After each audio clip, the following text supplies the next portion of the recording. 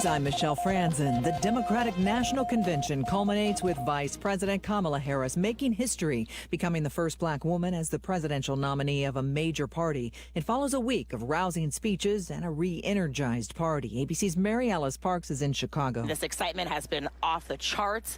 We've seen these speakers just own this crowd. People talking about how it's been years since they felt so hopeful, how confident they feel, how excited they feel. And the down ballot candidates saying that they are feeling the effects already. Money coming in, new volunteers coming in. Donald Trump campaigning in Arizona today, focusing on border security. The FDA has given the green light to updated versions of the COVID vaccine. New doses could be available in the coming week. Existing home sales rose 1.3% in July from June, snapping a 4-month downward streak. And housing inventory also shot up as mortgage rates dipped from the record highs to the lowest levels in 15 months. This is ABC News. Give the star in your life the brightest gift in the world. Name a star after them. This is Rocky Moselle with International Star Registry. For $59 and a call to 800-282-3333 or visit starregistry.com, you can name a star for birthdays, weddings, or even memorials. Over 45 years, we have named millions of stars for celebrities and individuals from around the world. The star you name will be recorded in book form in the U.S. Copyright Office. Visit starregistry.com or call 800-282-3333. Offer not valid in all states or where prohibited by law. Loans are subject to lender approval. See website for details. Honey, the credit card bill came, and we're maxed out. Maxed out cards, rent is due. We just need some extra cash to help us get by. Maybe we should go to 27cash.com. With our bad credit? 27cash.com is one of the largest personal loan networks. They can help people with any type of credit get up to $5,000, and cash can hit our bank account as soon as tomorrow. When you need extra cash, go to 27cash.com. That's 27cash.com. 27cash.com. WNSR, Nashville Sports Radio. Bar Lines at the Omni Nashville Hotel downtown is at the heart of Music City. Located within walking distance of the Country Music Hall of Fame, Bar Lines at the Omni is your downtown honky-tonk destination. Watch your team from any seat on their plentiful HD TVs and catch a live show on the Bar Lines stage featuring live music 7 days a week. Bar Lines has the ultimate Southern comfort food. Get started with classic fried green tomatoes or bourbon barbecue wings. Then it's on to the massive Smashville double stack or the world famous Bar Lines grinder. Oh, you've never heard of the Bar Lines grinder? 2 kinds of cheese, lettuce, Dijon, smoked turkey, smoked bacon, smoked ham. Now that's some smoke you want. Local brews and local spirits are on tap at Bar Lines. Take a seat on the patio outside and soak up the rhythm of Music City. Bar Lines at the Omni Nashville Hotel, 5th Avenue, downtown.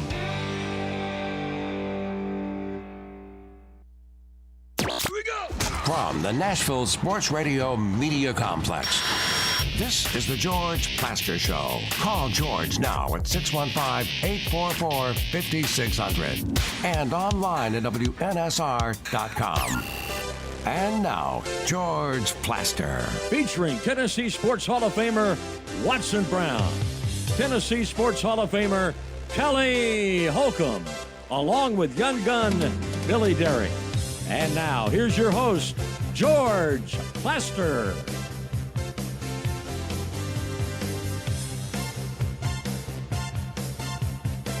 Hello again, everybody. Welcome in. It's a little warmer today and going to get a lot warmer tomorrow. All that 80 with no humidity, out. It was fun while it lasted. Welcome to the Ford Ice Center in Bellevue. We got a good Thursday show for you. Let's go to Murfreesboro and find out what Kelly Holcomb's up to. Talking to you, George. What are you up to, Hoss? I'm talking to you. Well, you can't use my line. Whatever. It's ridiculous.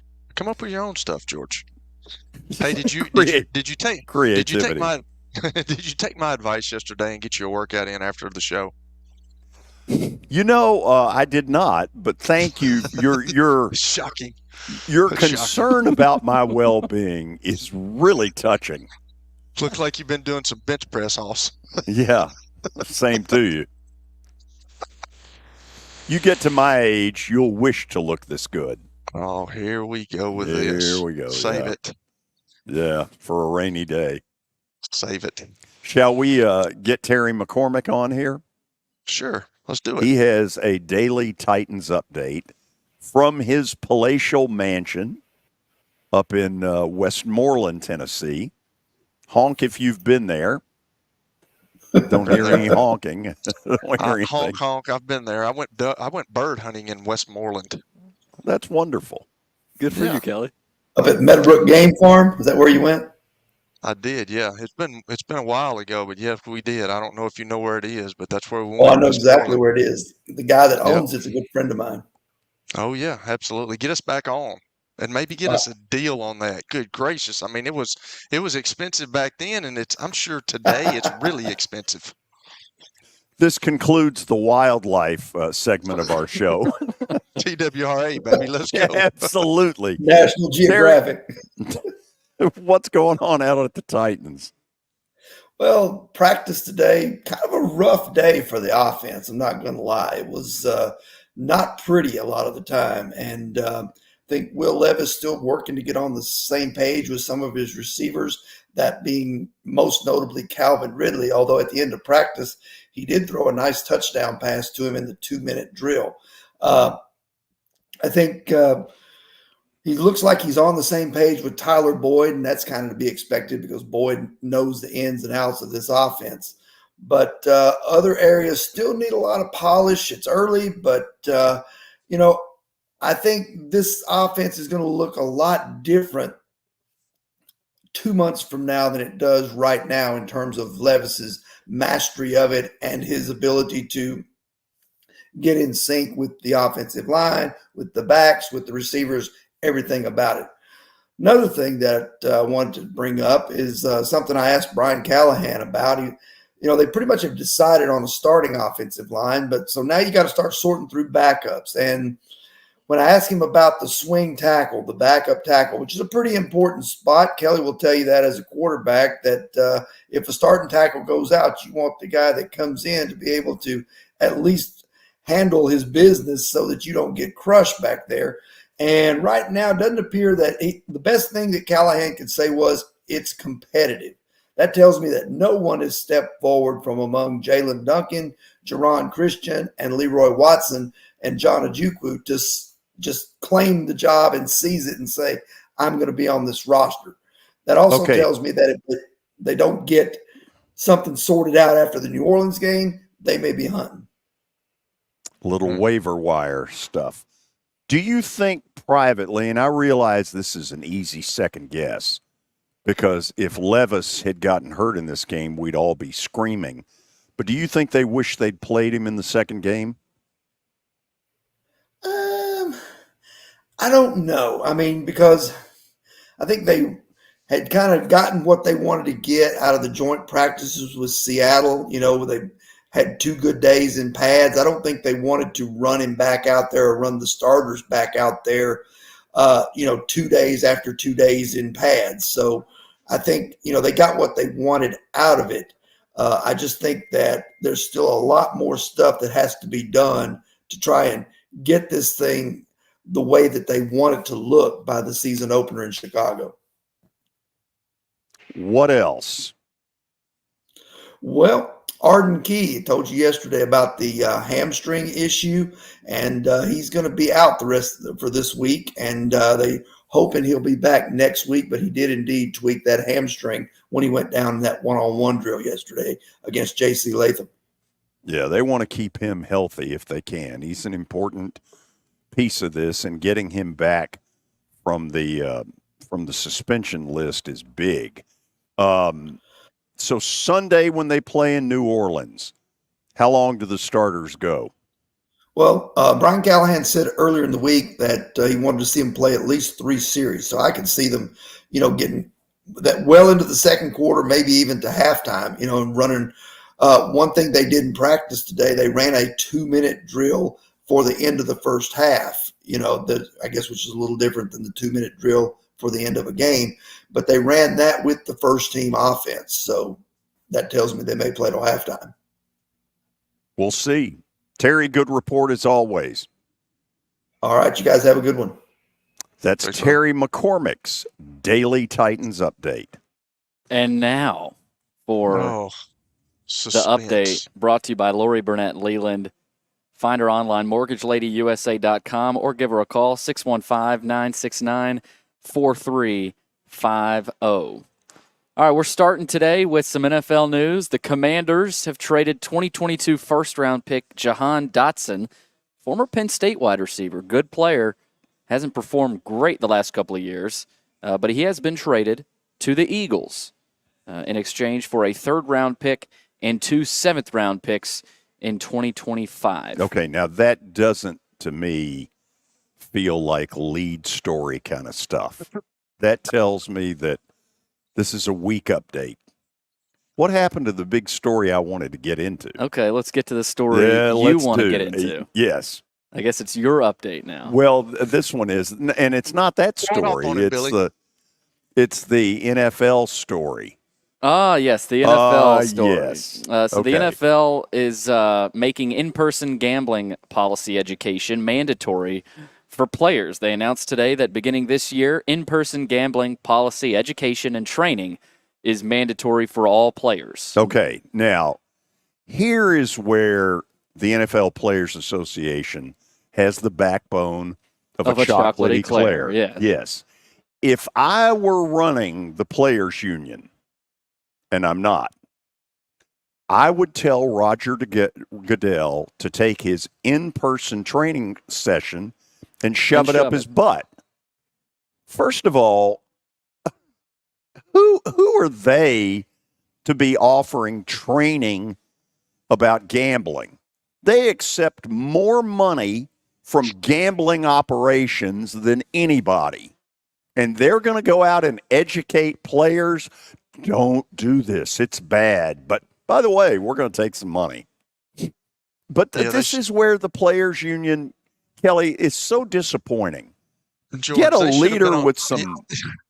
some moxie. They should have been on some of the plane rides that I was on and some of the locker room trips that I had when they were shooting craps during lunchtime. I mean, we've got wads of cash just laying on the floor. They should have had in-person stuff back then as well. I mean, people act like this is just now happening. This stuff's been going on for 50 years. I mean, good gracious. I mean, this is laughable that the NFL is going to sit there and act all sanctimonious. Yeah, this is bad. But we're going to accept some, a little DraftKings. Yeah, and we're going to, you know what? And we're going to do this. We're going to take the Super Bowl to Las Vegas. Wow, it's great. It was taboo for many years, and now we're good with it. I couldn't resist that story. Okay, move on. Did that not spice up the update? It did. Yeah. Okay, and that was something I put out there. Yes. Do you have anything else? Well, no. I guess we'll go back to our boring update already in progress. Give it to him, Billy. You better change just that give attitude, it to him. George. Yeah, change it, George. I'll just mute myself and give you the mic. You're gonna get reprimanded by Human Resources after the show today. You can have HR on you. Wouldn't be the first time. All right, Texas and Texas A&M will renew their football rivalry on a Saturday this fall, but both ADs expressed interest in playing on Black Friday in the future instead of traditional Thanksgiving night window. Chris Del Conte of Texas said he likes the Thanksgiving tradition, but the NFL occupying that day makes Friday night more appealing. The series dates back to 1894. It was played every year from 1915 to 2011, but of course ended after A&M joined the SEC. And if I'm the Texas AD, hold on, let me flip it. If I'm the A&M AD, I'm telling old Chris, where was all this communication when you stole our baseball coach? That's a good point. Yeah, we're a little secretive back then, but now all of a sudden it's kumbaya after Thanksgiving. Kelly, I'm a little cynical today, aren't I? I know you are. I mean, that's because of that right there. They roll that for him. What? Exactly. The money. It's a little money, cash money. That's why he went from Texas A&M to Texas. Well, speaking of money, Cade McNamara, who is at Iowa right now, is involved in a messy situation. Iowa head coach Kirk Ferentz and assistant John Budemeyer are suspended for the season opener as part of a school-imposed penalty for a recruiting violation in 2022. Ferentz admitted to a Level 2 violation for contacting a player and his family before he entered the transfer portal. Iowa did not identify the player, but sources say that it is Cade McNamara. Wasn't Douglas C. Budemeyer in Animal House? It was Niedermeyer. I mean, they act like that, like everybody's doing that. Kurt must not have. He's got to watch what he's doing because he's obviously not very good at it. But everybody's doing it. Mm-hmm. Well, another player involved in some transfer stuff, Miami of Ohio kicker Graham Nicholson, who just transferred to Alabama before the start of this season, is in some controversy too. Head coach at Miami of Ohio, Chuck Martin, was asked about having to replace Nicholson this season, who, by the way, was the first MAC player ever to win the Lou Groza Award. Goes to the best kicker in the country. Nicholson transferred to Alabama in April. Martin was asked about it yesterday. He said, Alabama stole our kicker. They illegally recruited our kicker and stole him from us. That's a fact. Is the illegality when they contacted him? Yeah, he needs to. Which everybody's doing. Take a number. That's a fact. I mean, everybody knows what's going on. He's probably telling the truth, but this just in, that horse is way gotten out of the barn. I know we got to get to Richard Pearl, who is on the line from Keller Williams, but Joey Votto announced his retirement yesterday from baseball on social media. He was signed by the Blue Jays this season, but never made it to the big league roster. But heck of a career, 17 years, all in Cincinnati. It really was. He is sort of Mr. Cincinnati Red. Good for him. Hope in retirement that things go well for him. Mm-hmm. Okay, let's say hello to Richard Pearl. It's been a while since we've talked to him. Richard, what's going on out there? Man, a lot is going on. And Kelly, you said what I was going to say. There ain't a single coach in the college football that hasn't made that phone call. No, not at all. Yeah, this is why I've become more of an NFL fan as opposed to college. Between the hitting in the helmet, the disqualification, and all these transfers, college has come second to the NFL to me now. All right, so. Yeah, guys, I started at 9 o'clock this morning in McMinnville with an appointment. Had come back to Murfreesboro at 11. People ask me, boy, the real estate market slowed down. Well, it hasn't slowed down on my end.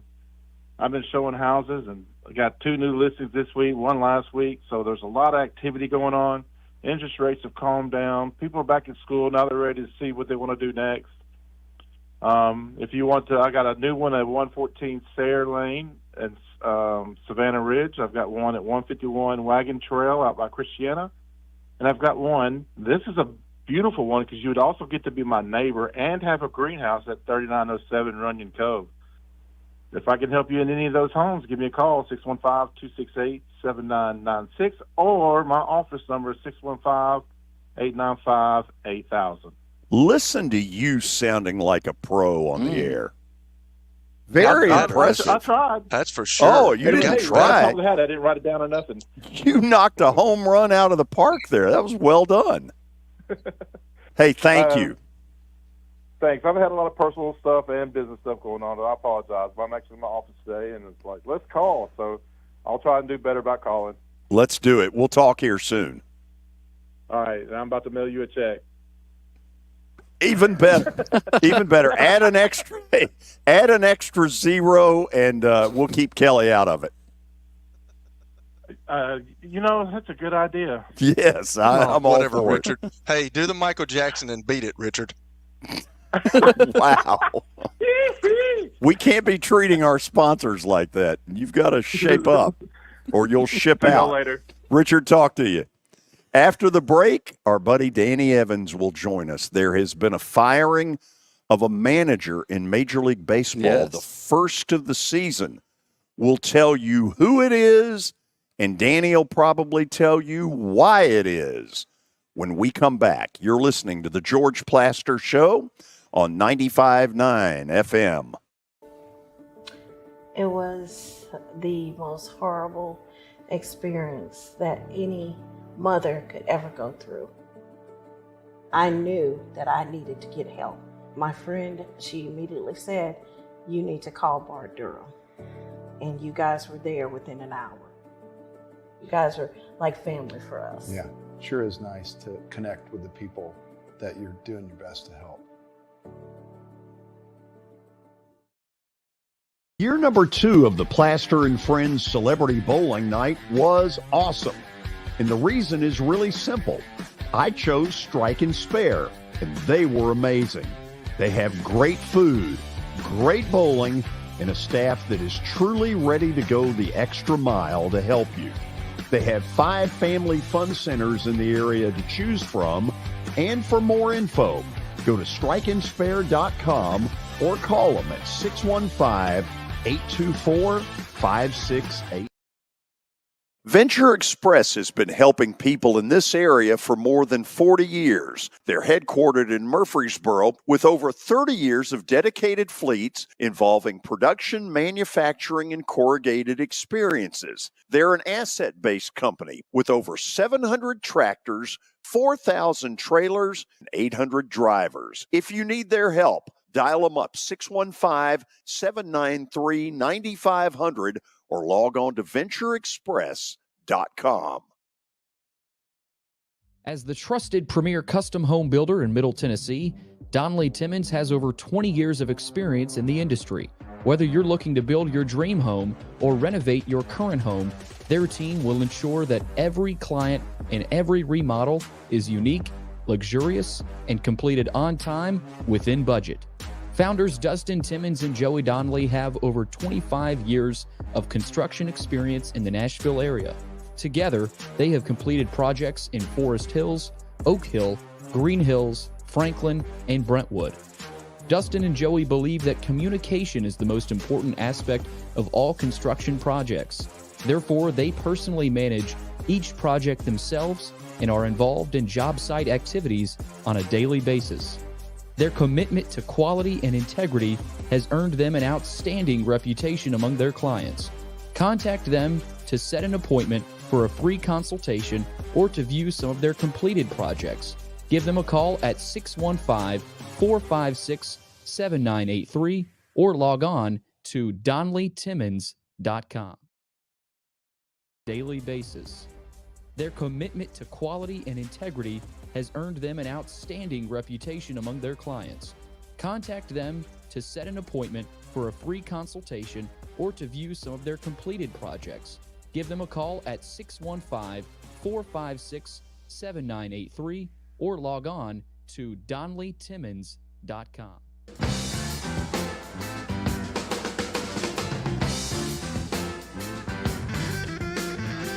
Okay, this is a segment we look forward to. It's Danny Evans talking baseball. Before we get to the managerial change, Danny, tell people what you were doing last week because it's pretty cool. Which one, George? Tell me. Well, the big convention.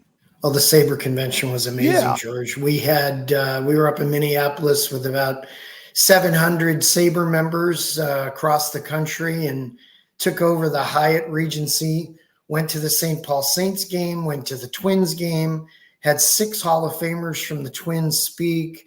The general manager, the president talked about baseball like you wouldn't believe. It was just a fascinating week. I had so much fun, but oh boy, did I need sleep when I came back, guys. I believe that.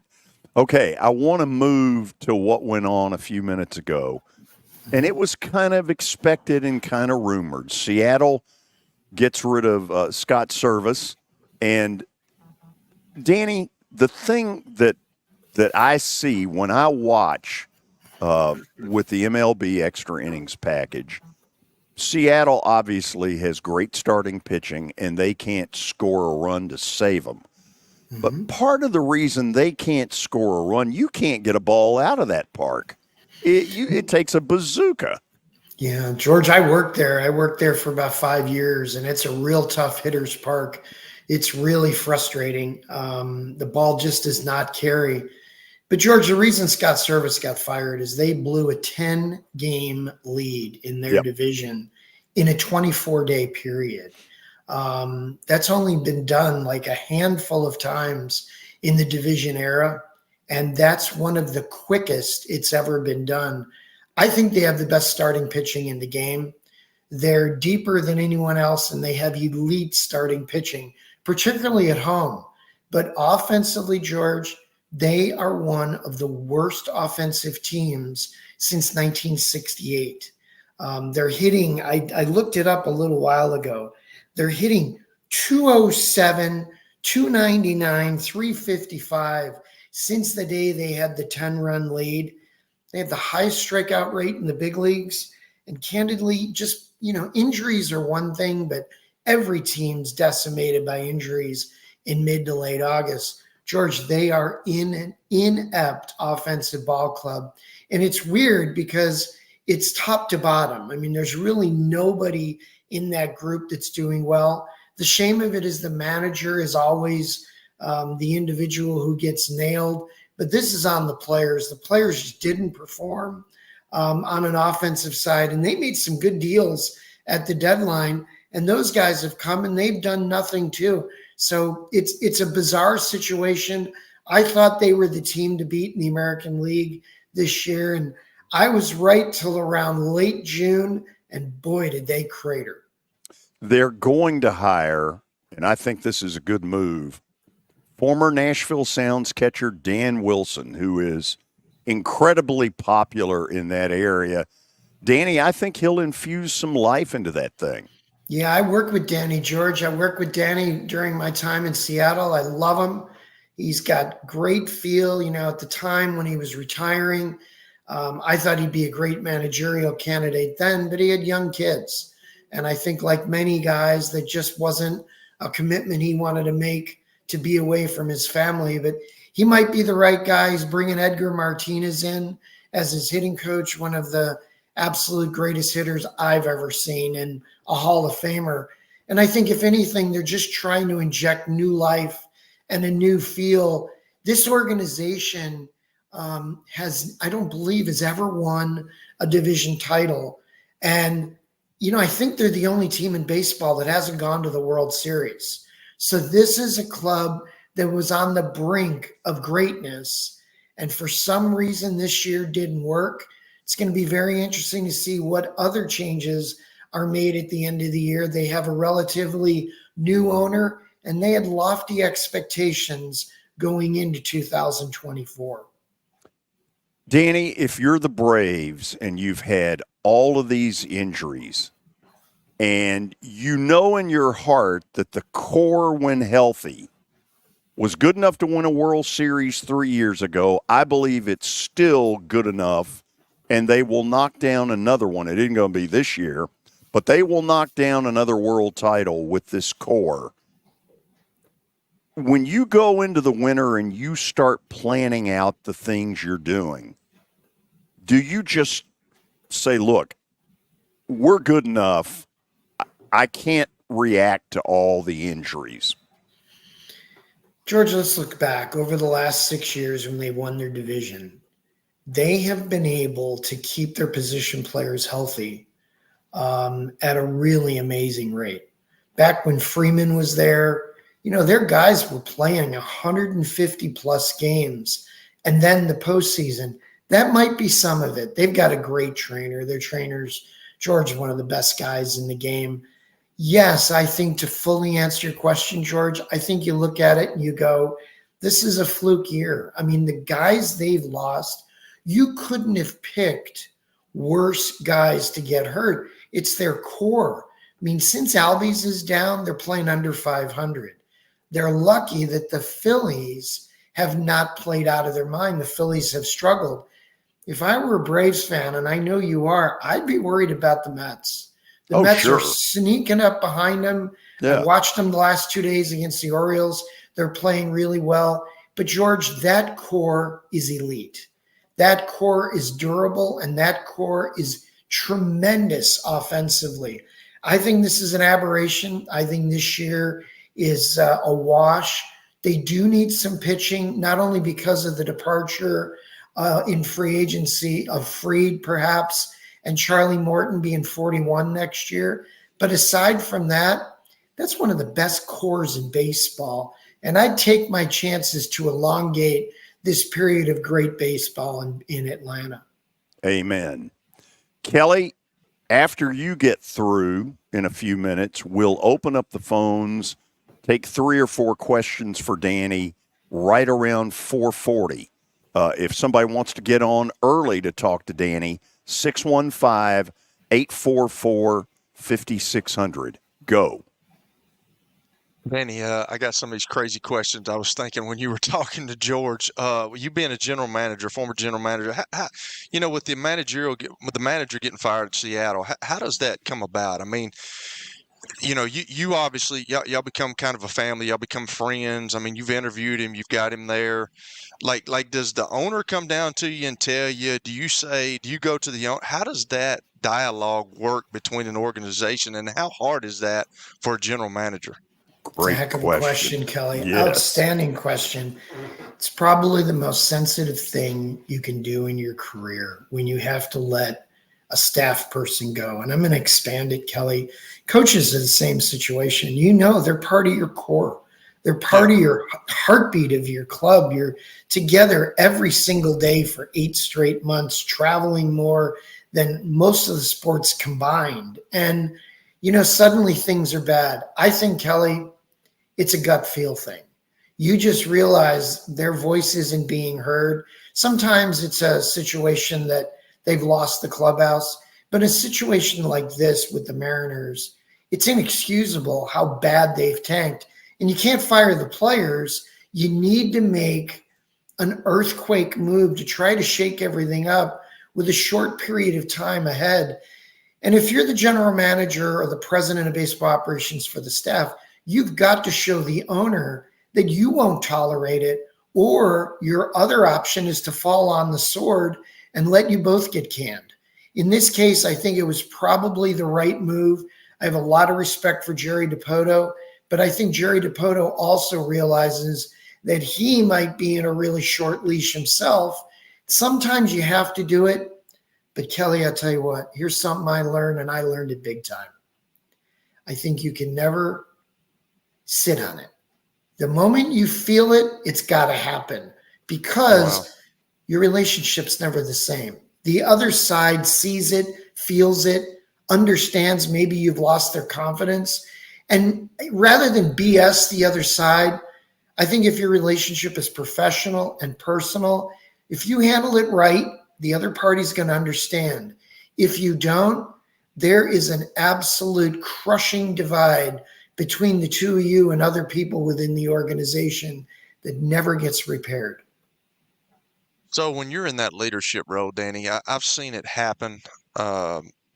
You've got people, obviously, that in the business and that's really good. But when it comes down to, selecting a manager or selecting somebody, does the friendship deal come in? Because I've always thought that if you're a coach, I don't want to hire my friends.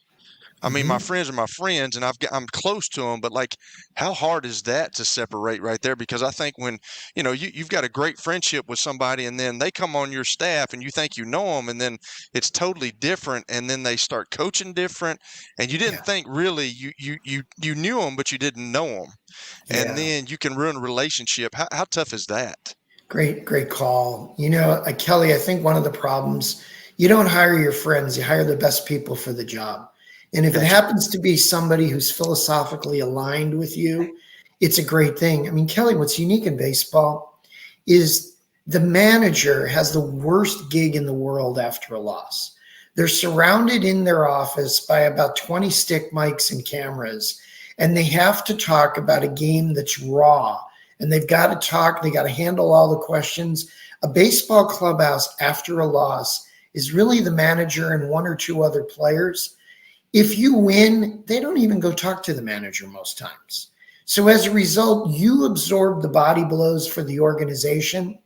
And the challenging part for that as a general manager is you need to support that manager. So what I always tried to do throughout my career is I'd get in there after a loss and let him at least talk to me first, whether I was the GM or the assistant, just to let him vent, let him get his initial thoughts in line. So when the media walks in, it's not so raw that it's the first time he's confronted the postgame. Last question. Let's go to George's team, the Braves. George says that he thought that Brian Snitker had lost the team, had lost the locker room, which I'm going to call George out on that. But like with all the injuries that they've had, how good of a job has he done just keeping that on the rails? Oh, Now, remarkable. hold on a second. Before you go there, all I'm going to say is for about a 2-week period, it just felt lifeless. Mm-hmm.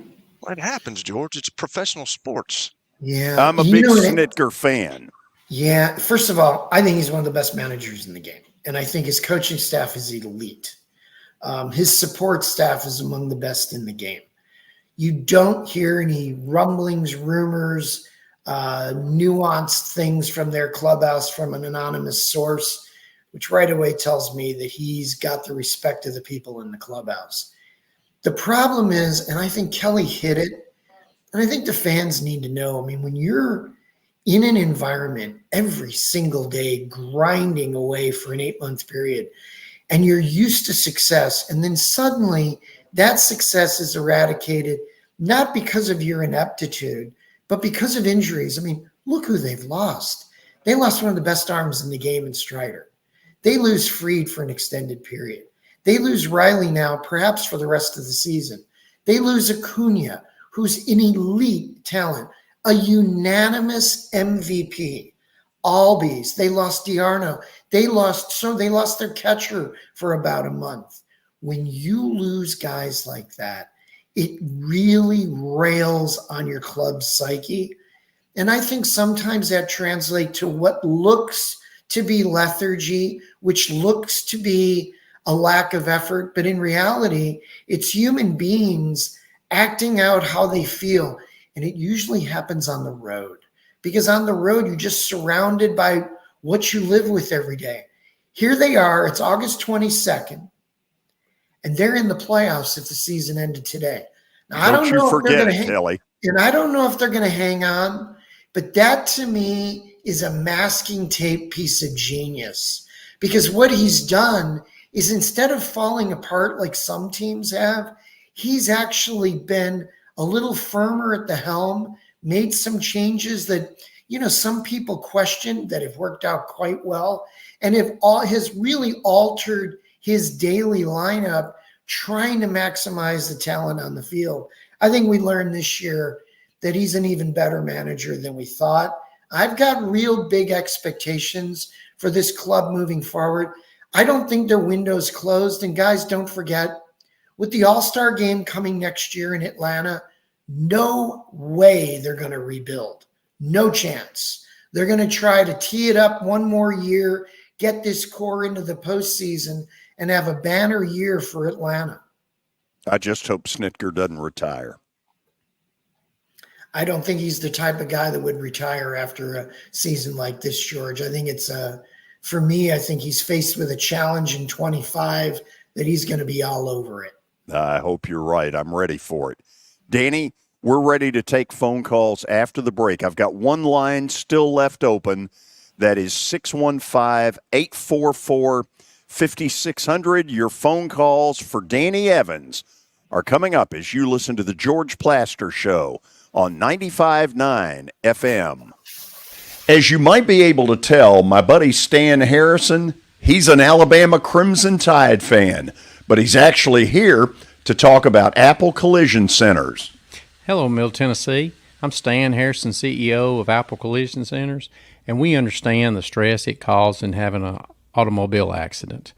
We can help you ease the stress of the auto body repair process at our 3 locations. We're conveniently located in Old Hickory, Hendersonville, and Gallatin. We've got rental cars available, we have PDR technicians available, and we have windshield technicians available. Please stop by one of our places and see us if you need our services. And by the way, when you come in his office, this just in, he's a sports fan. You were in a crash. Yeah. Your kids were in the car with you. We're very lucky to even be telling this story to you. Nikki treated us like family, and she was very caring and loving, and I'm just so grateful for that. She was somebody I could trust, and being a veteran, that's so important to me. My kids are going to have a better life now because I don't have to worry about those expenses that we were out. your family has really created a legacy of trust, and I would recommend you to anyone. Nashville Sounds Baseball is back in Hit City for the 2024 season. Spend your nights and weekends at the ballpark with weekly giveaways, fireworks shows, throwback deals, live music, and more. Top talent will take the field at First Horizon Park against the AAA Minnesota Twins, Baltimore Orioles, Atlanta Braves, St. Louis Cardinals, Cincinnati Reds, and more. Tickets start at just $10 and are available now at NashvilleSounds.com. We will see you in Hit City. Over the years, more men have started to seek help for hormone deficiencies and imbalances, and Dr. Jeffrey Lodge and wife Daphne, along with their experienced staff, give men the treatment required to improve their quality of life, improve your immune system, energy level, cognitive function, and more. There's no better time to achieve a healthy lifestyle. What are you waiting for? Give Cool Springs MD a call today for an appointment at 615-486-3458 or visit the website coolspringsmd.com.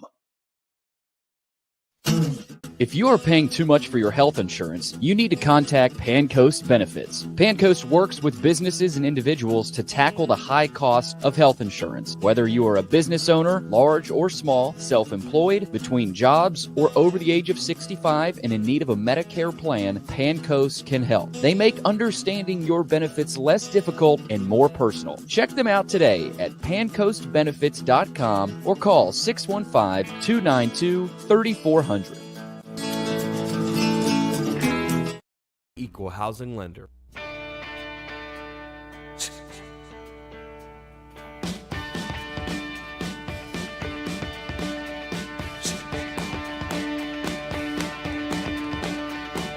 Okay, we've lined up some phone calls for Danny. Let's take a look and see that we are packed full.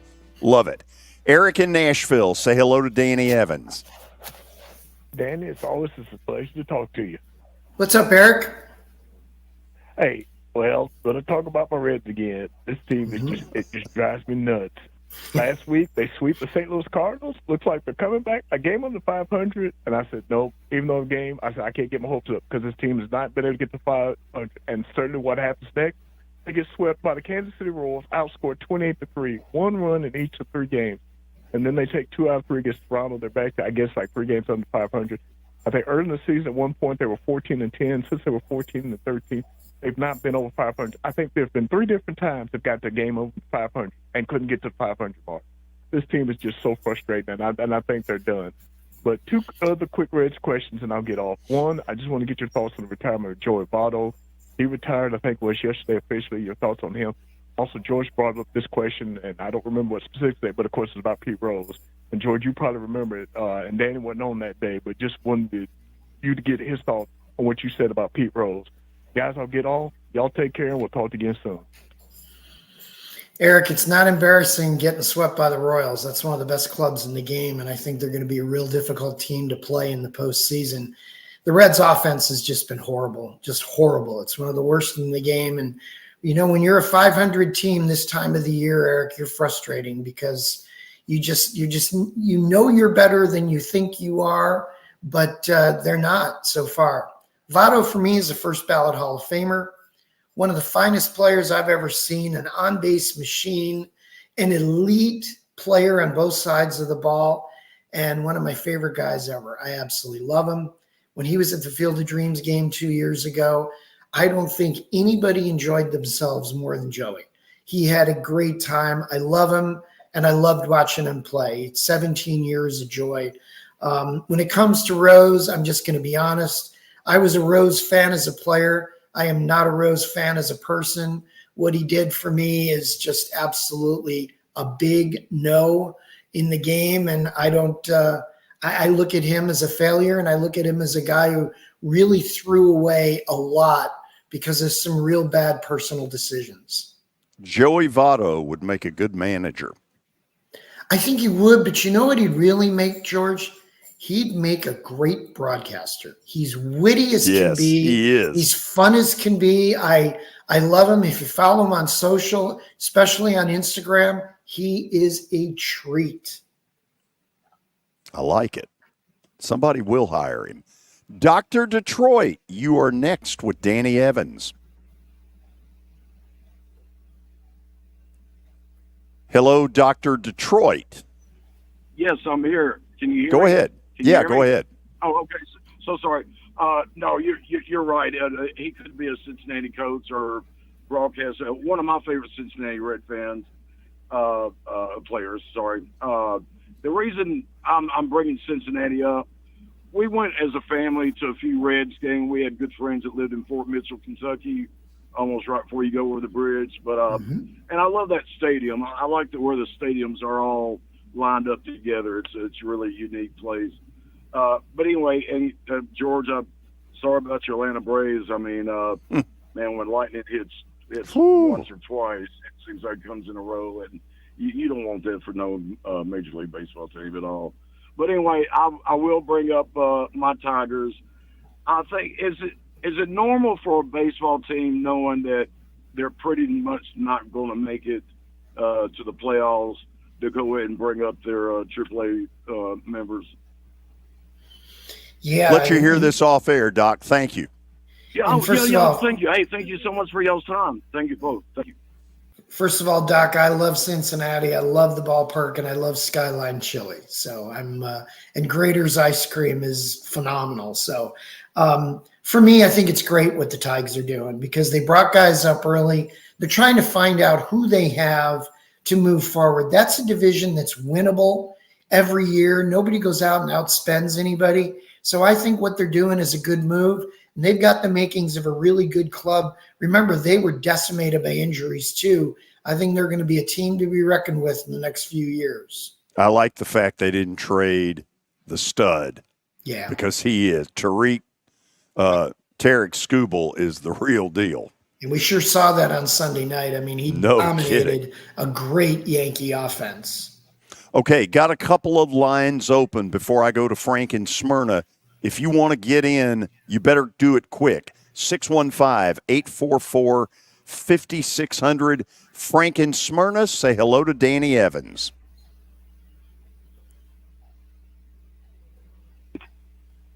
Frank, are you there? I'm here. Can you hear me? Yeah, go ahead. Okay. Hi, Danny. How are you? Good, Frank.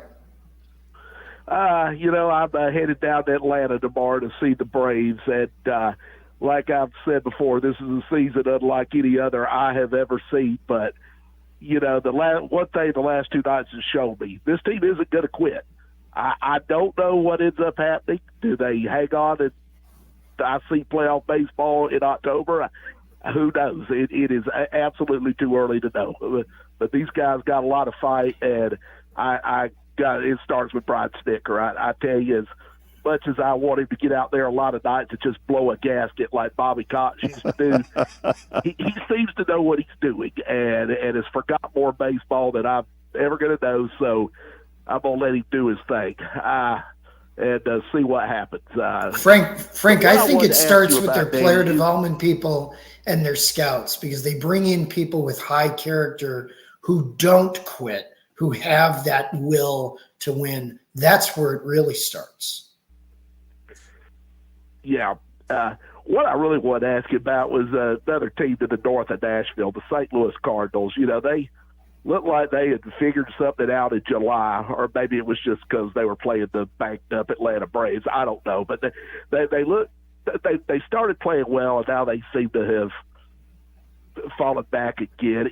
Is there, at the end of the season, is there going to be a GM and managerial change in St. Louis?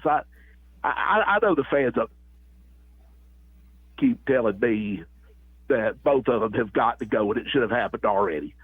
Their attendance is way down. I saw this morning rather, that they had an all-time low for attendance at Busch Stadium for a game the other day. And what's wrong in St. Louis?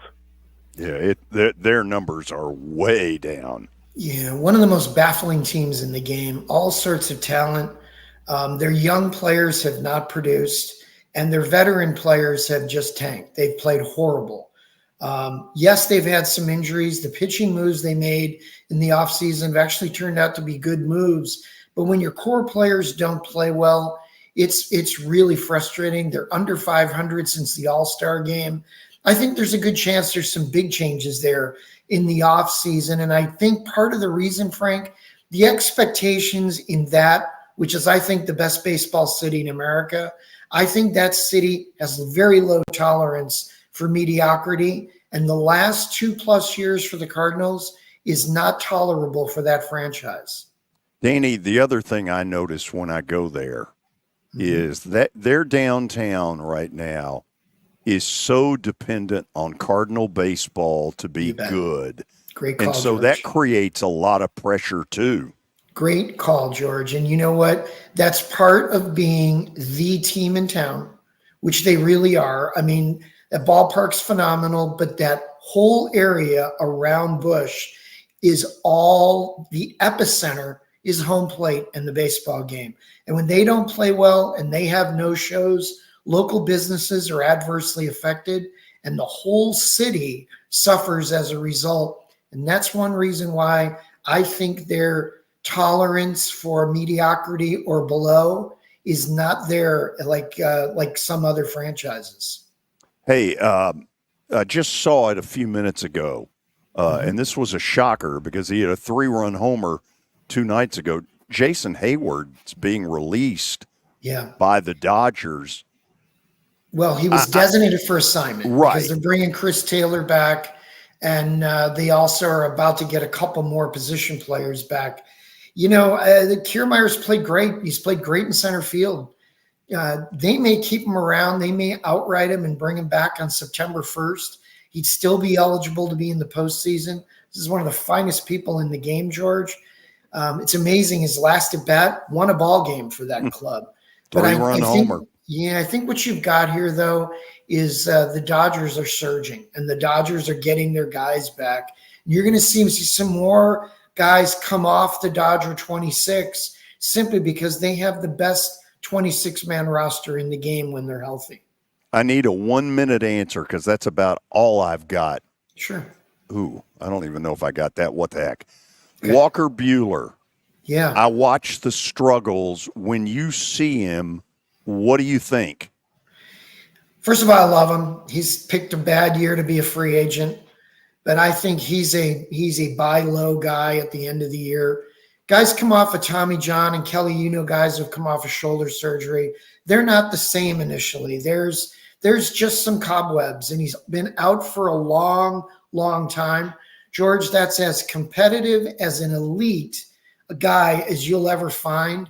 If I were a club, I'd be all over him in 25 because I think when he rebounds, you've got one of the best guys in the game right there in your clubhouse, and he's got oozing experience. I'm a big Walker Buehler fan. I know where I'd like to see him. Danny, thank you as always. Thank you, guys. Have a really good week. Great stuff. This man can flat out talk some baseball.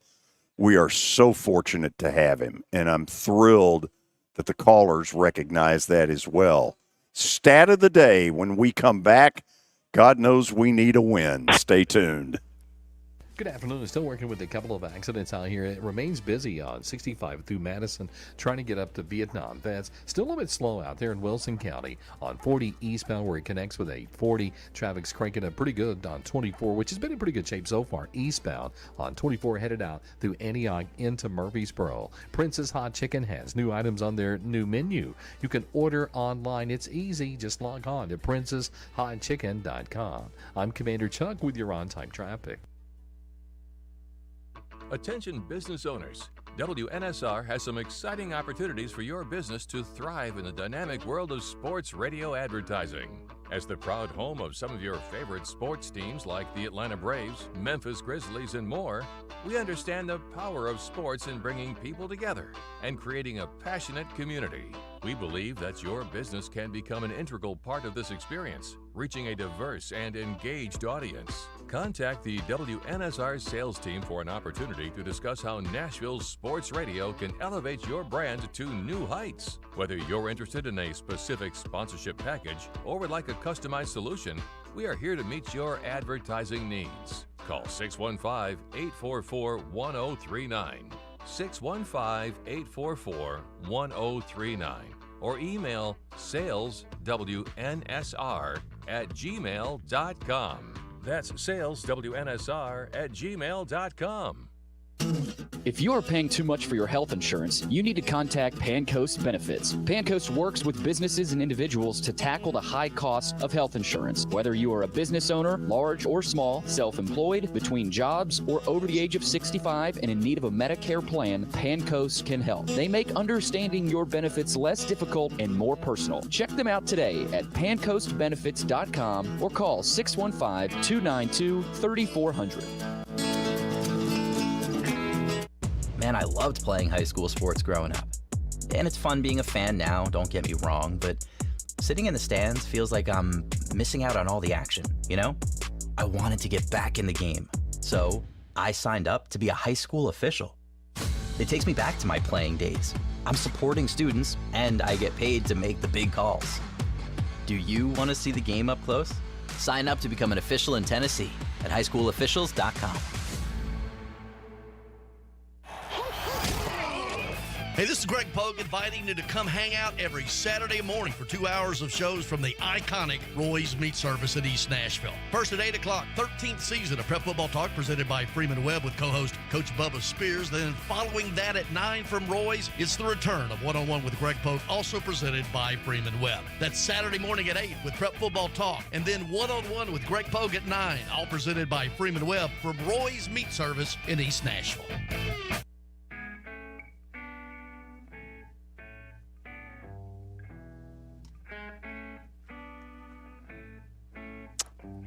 Welcome back. Stat of the Day time. Brought to you by Adam Whitehead Plumbing in Nashville. If you have issues with your water heaters, bathrooms, kitchen sinks, water, or sewer lines, give Adam a call.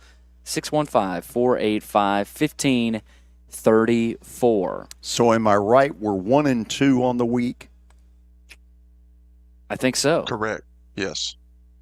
It's only been 125 games, and Shohei Ohtani is one stolen base and one home run away from a 40-40 season. Which player accomplished a 40-40 season in the fewest amount of games? 40 stolen bases and 40 home runs. Oh, good Lord. Good luck, George. Yeah, I mean, you know, the names you can throw out there are names like Jose Canseco, Ronald Acuna. I'm going to go with Acuna because he ended up in a 70-40. What the heck? Let's go Acuna and see what happens. I honestly don't know. Ricky Henderson never got to 40 homers. He never got to 40 homers in a season. Right. Alfonso Soriano. Good Lord. We Really? could have played that game for a while, and I would not have gotten that. That was a tough one. It would have been, I guess, when he was with the Cubs in Wrigley, although I don't know that for sure. Wow. I wouldn't have been the only person stumped on that one. Sorry, George. I would have never. I wouldn't have got that in a whole year. That's a hard one. Tough question. Yeah, that's It was a bad question, is what it was, Billy. I blame you. How do you really feel there, Kelly? You seem Just bitter. telling him I blame him. You know, I like that. Let's go double. Let's double down on that. So in the 5 o'clock hour, we're going to get into some college football. Imagine that, with the opener being only 2 days away. And I know all of you are excited about that Montana State-New Mexico game. And if that one doesn't do it, how about Delaware State at Hawaii at midnight? Mm-hmm. You'll want to stay up for that one. Yeah. I may. You like that? I may. Yeah, sure you will. Anyway, we're going to get into people's prognostications of what conferences will be represented by whom in the playoff, which is still 5 months away. And then Vanderbilt football coach Clark Lee will join us at 5:30. Thanks for being with us. This is 95.9 FM.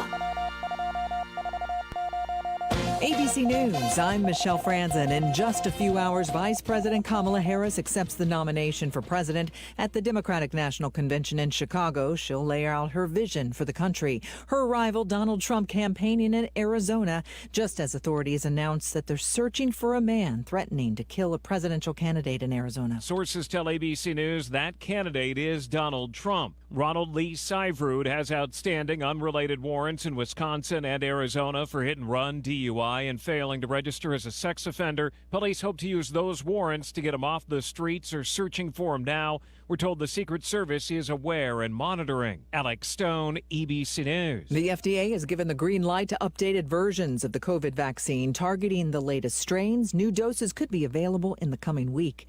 Self-driving car company Cruise and Uber announcing they're teaming up to deploy robo-taxis in some U.S. markets by next year. This is ABC News.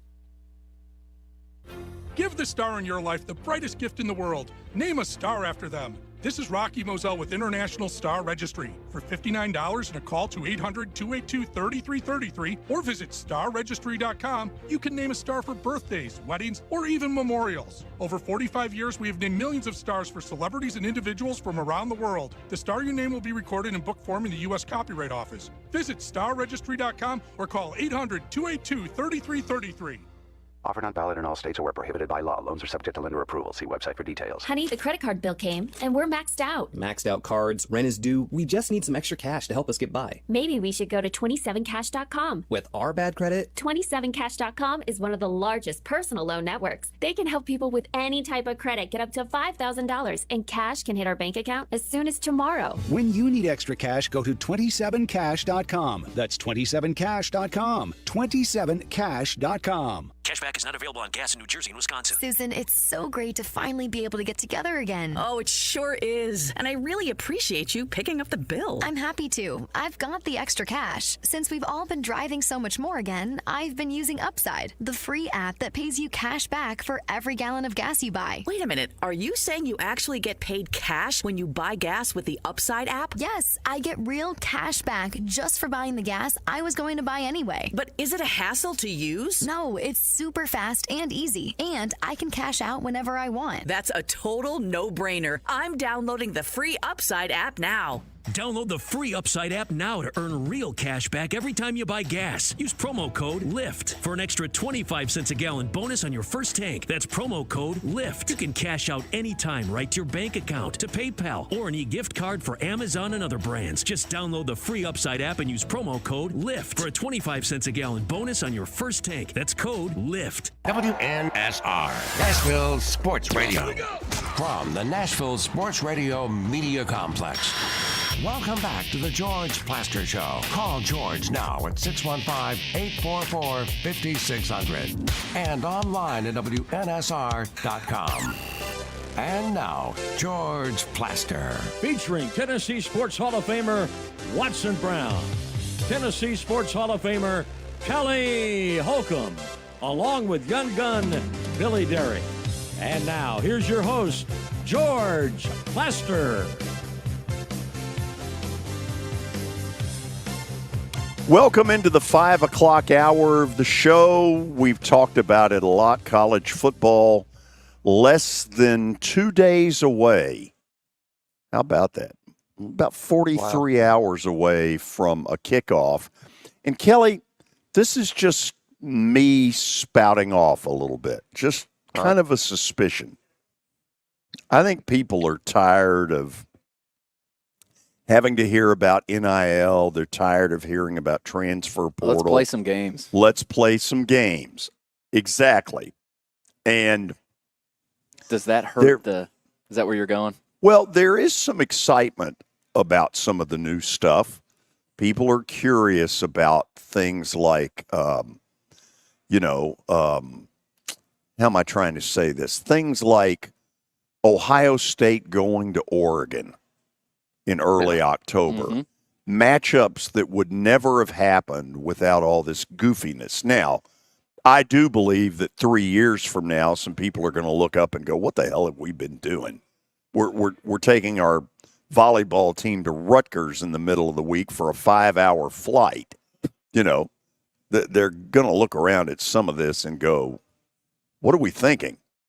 But, Kelly, I do think there's an excitement level about the games that is still there, even with all the off-the-field crap. Man, I have to agree with you, George. I think that I don't know if there's been this big of excitement for college football in a while. And college football and the NFL kind of run. I know all the baseball fans and basketball fans probably don't like that, but it kind of runs the country. And football with all this stuff. I hope you're right. I don't know if you're right about, we wake up one day and say, like, what have we done? I hope you're right. I'm not sure that we will be right. But, yeah, you got some intriguing deals. I mean, you've got all these Big Ten schools, and you just said one, like Ohio State and Oregon. Now you got USC that's in the Big Ten, so they're going to be playing all these schools. And then, you got the ones that have been there, and then the SEC, Oklahoma, Texas is coming, and then you got the Big 12 and Utah. I think the majority of the 12 are going to come from the two conferences, though. I really do, don't you? I mean, the Big 10 or the Big 18 now and the SEC, I think the majority of the teams probably come from those.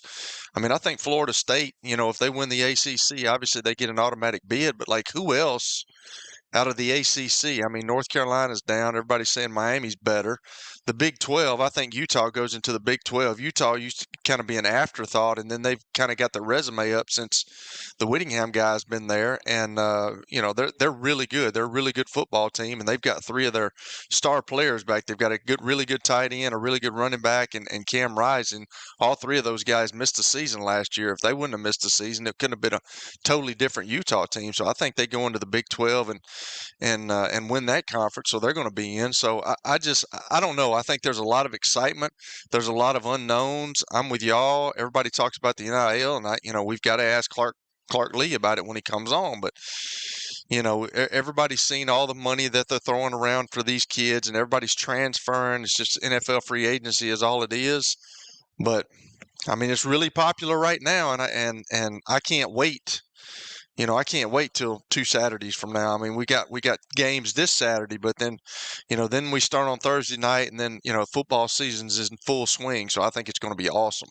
So, Billy, tell me where you're taking this, because you kind of created something, and we need to remember we're on radio. Yep. So kind of tell people what you've put up there. Yes, so Heather Dinich, really good ESPN writer, she outlined on ESPN Plus the conferences, the Power Four conferences, and how they stack up heading into the first season of the 12-team playoff. And again, if you're watching, you can see the graphic right now, but she lays out how they stack up. Number one, like you said, Kelly, SEC, and the way she categorized the teams that are going to get in from these conferences, she said should be in. She lists teams, and then in the running. She has teams that will likely be in the running this season for these conferences. So she started with the SEC. She said Georgia, Texas, and Alabama should be in. And then with the Big Ten, Oregon and Ohio State should be in. With the ACC and the Big 12, only one team from each of those conferences she's saying should be in this year, Florida State and Utah. And so at that point, that's 1, 2, 3, 4, 5, 6, 7 teams. And then you've got teams that she lists were in the running. And in the SEC, obviously a lot. So hold on, let me ask something. So she doesn't have anybody in the running in either the ACC or the Big 12? No, she does. I didn't list those. But, okay. Go ahead then. In the ACC, she's got Clemson, Louisville, Miami, NC State, and North Carolina in the running, which I thought no Virginia Tech, which I thought was interesting. And then in the Big 12, in the running, she has Kansas, Kansas State, Arizona, Oklahoma State, and West Virginia. And then, of course, in the SEC, as you can see on this graphic, Ole Miss, Missouri, Tennessee, Oklahoma, LSU, and Texas A&M she has all in the running. And in the Big Ten, Penn State, Michigan, and USC. A&M could really help their stock opening weekend, even though stuff like this shouldn't get decided in August. Mm-hmm. But if you beat Notre Dame, that's a nice little leg up. Oh, yeah. That's a big one. Anyway, keep going. Well, yeah, I liked how she basically, and again, if this is a really good piece with how she laid this out. But when she starts with the SEC, I think there's maybe 4 teams that should be in. Obviously, Georgia, Texas, Alabama. I mean, Ole Miss, are they not a team that should be in this season? Here's the thing I'm going to throw back out there, though, Billy. All these teams that are sort of, in there, a bunch of them have 3 and 4 week stretches that are Godzilla. Mm-hmm. And at least one of those teams is going to fold like a cheap suit. Just it's a question of who is it? Who is it? Yeah. Don't know. Injuries. Can you say Atlanta Braves? Injuries can decide a lot of this stuff. By the way, I'll go so far as to say this. I think the committee is going to have a way harder job than they did when they were picking 4. Picking 12, like 6 through 11 are likely teams with 2 and 3 losses. And I think 4 was a piece of cake, Kelly, compared to what 12 is going to be to try to pick. I'm going to be honest. When you asked me to do that the other day, I was like, good gracious, this is not easy.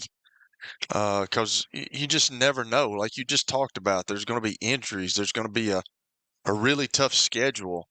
There's things that happen. And you don't, at my position, at the quarterback position, I mean, you look at all these teams. I mean, if your quarterback goes down, it's just like the NFL. It's gotten so competitive that if your quarterback goes down, I don't think you have a shot. It used to be where teams were just that good, like the Georgias, the Alabama, they were that good. But now you've got to have really good quarterback play. And if your first team quarterback goes down, I don't think you have a shot anymore. Just Kelly, me thinking out loud. Okay, I happen to agree with you. And maybe I learned it when I was doing Georgia Tech. And I thought they had a ton of talent led by Calvin Johnson. But Reggie Ball never got one bit better in the 2 years that I was there. And that's when I first said to myself, if you have a quarterback that isn't very good, you are going to pay dearly for it. Mid-2000s. Yeah, just think about, back when we were growing up, though, you had the Herschel Walkers, you had Emmitt Smith. Everybody was running the football. Passing was that was kind of you did it a little bit, but you didn't do it much. And now the game has changed so much that, you always hear that the NFL, it reverts down to the lower levels. So it goes from the NFL to college and then college into the high schools. But, if you don't have a good quarterback in the pros, you have no shot. And now it's the same way in big-time college football. And at every level of college football, if you don't have a good quarterback and that can help you, that is smart, that does not turn the ball over, that can throw the football, get you out of bad situations, you're behind the 8 ball. And you look at this, I mean, it's so heavily dependent on what the quarterback does in each of these teams. So, first of all, do you all buy my theory that the committee is going to have a way harder time picking 12 than they did 4? I do, because I just did it the other day and I couldn't believe how hard it was. I'm like, well, I'm leaving, the Oklahoma's out, the LSU's out, the USC's out. Like, it's tough. Yeah, I mean, you have 4. It kind of, I don't want to say decided itself, but a lot of times, you'd have your top 3, and then it was really just a debate between who takes that 4th spot between 2, maybe 3 teams. Now, like Kelly said, and you just mentioned, George, 6 through 11 really is most years is going to be a big debate. It's not like it's, and maybe even 5 through 11. Like you get to after those 4 automatic bids, was what they're saying. It could be 5 through 12. I mean, how do you order them? If you've got a 9-3 SEC team that just had a really tough schedule compared to a Big Ten team that might have finished 11-1 or 10-2, that's going to happen more often with more teams as opposed to just here's 2 teams for that final spot. Now you've got 4 or 5 spots up for grabs. Okay, George, just think about this though. If you take the Pac-12 out of your, there's only 4 big conferences now, so that would kind of slim it down. Like the committee wouldn't have to do anything. You win the SEC, you're in. You win the Big Ten, you're in. You win the ACC, you're in. You win the Big 12, you're in for the 4. And plus, in the 12 now, you've got to have a group of 5. So I don't even know if she put in the group of 5. Billy, did she put that in there? No, she did not put in the group of 5. This was just the Power 4. Yeah, because they're the 12th. They're going to be the 12th seed. Yeah. God, you think about it. There's going to be some hand wringing, especially from the SEC. I think because say you get 4 teams in, well, that 5th team is going to say we should have been in. Here's our record against our strength of schedule compared to this, this Big Ten team that got like a Penn State that got in and shouldn't have. Like, there's going to be a lot more hand wringing, I think. I'm going to throw one more out there, and y'all remember you heard this first from me. So right now, the way this thing is set up for this year, you will have the weekend of Friday, December 20th and Saturday, December 21st, games at home campuses of higher seeds. 5 will host 12, 6 will get 11, 7 will get 10, 8 will get 9.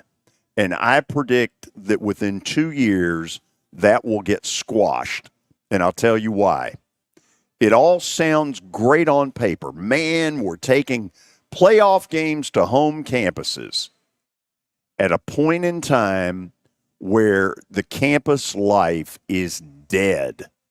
And so all of a sudden, think about this. So all of a sudden, A&M gets to host a home playoff game. Now, you think about how many students are at those games in College Station. But those kids went home 6 days ago. Nobody's on campus. You can't find a mouse on that campus. It's deader than a doorknob. And now all of a sudden an athletic department is expected to sell 102,000 tickets if you're A&M without any student help in that area. So George, you're saying they won't come back. Is that what you're saying? Is that what we're saying? Well, okay, kids that are nearby, maybe. Yeah. But the kid that goes to A&M that lives in Ogden, Utah, I don't know why I made up Ogden, Utah. You really think he's coming? He or she is coming back? Nah, probably not. You've got a good point, man. This is one of the things that hadn't been thought through real good. Well, and then I'm gonna ask y'all a dumb question, Billy. I'm sorry, but I'm gonna ask a dumb question. What's happening with all the bowls? I mean, are we still gonna have all the bowl games? I mean, are they don't have any?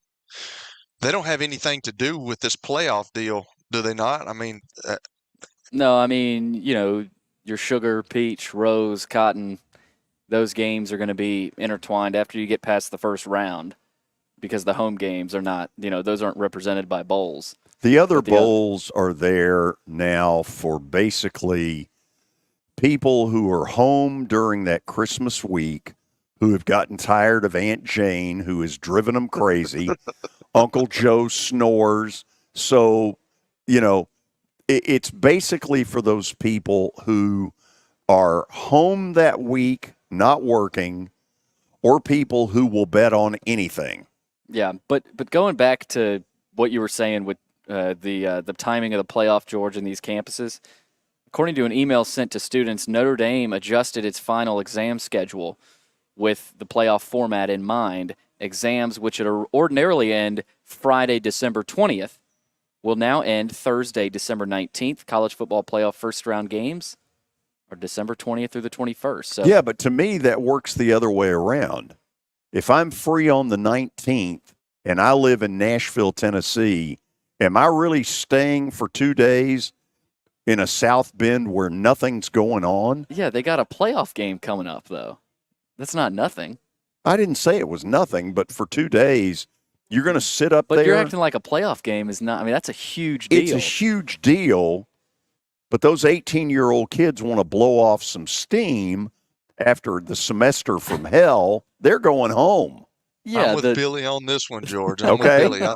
I think they'll stay, man. I think they'll stay. Plus, they don't have to go to school, so it's going to be a straight up party for 2 days, and then we're going to go to the game. Exactly. And then we can be home by Christmas. Let's do it. Exactly. Now, I know there's students that would probably rather be in the library than watch their playoff game. I'll be home.